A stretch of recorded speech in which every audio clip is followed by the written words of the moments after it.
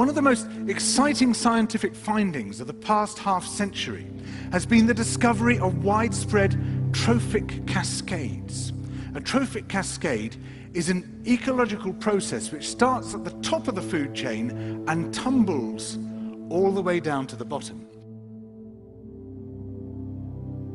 We all know that whales eat fish and krill, and some people, certain politicians in Japan for instance, have argued that killing whales is good for human beings, as it boosts the food available for us to eat.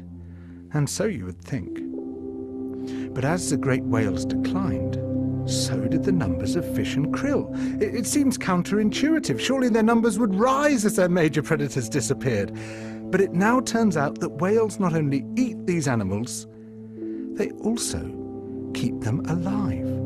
In fact, they help to sustain the entire living system of the ocean. Whales feed at depth in waters that are often pitch dark, and then they return to the surface, to the photic zone, where there's enough light for photosynthesis to happen. There they release what biologists call fecal plumes, vast outpourings of poo, punamis.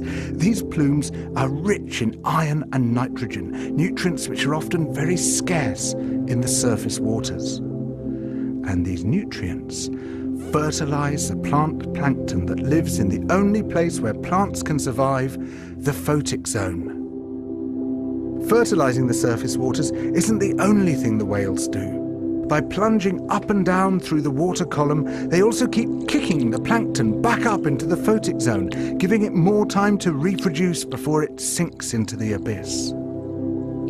Even today, though whale populations have been greatly reduced, the vertical mixing of water caused by movements of animals up and down through the column of the oceans is astonishingly roughly the same as the amount of mixing caused by all the world's wind and waves and tides. More plant plankton means more animal plankton, on which the larger creatures then feed.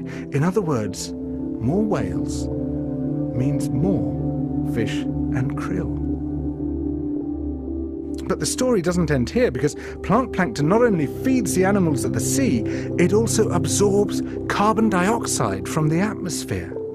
When eventually it sinks to the ocean floor, it takes this carbon out of circulation down to a place where it remains for thousands of years. The more whales there are, the more plankton there is. The more plankton there is, the more carbon is drawn out of the air.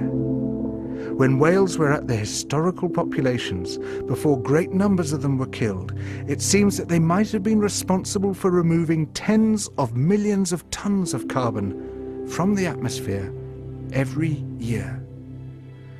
Whales change the climate.